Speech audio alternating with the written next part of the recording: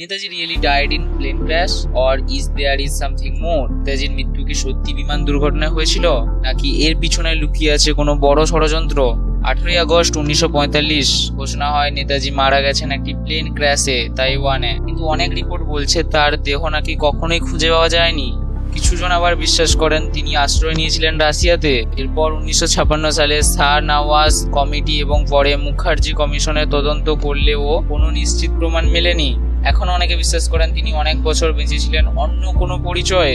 তোমার মতে নেতাজি কি মারা গেছিলেন 1945-এ? কমেন্টে অবশ্যই জানাও এবং আমার চ্যানেলটি ভালো লাগলে সাবস্ক্রাইব করে নিও।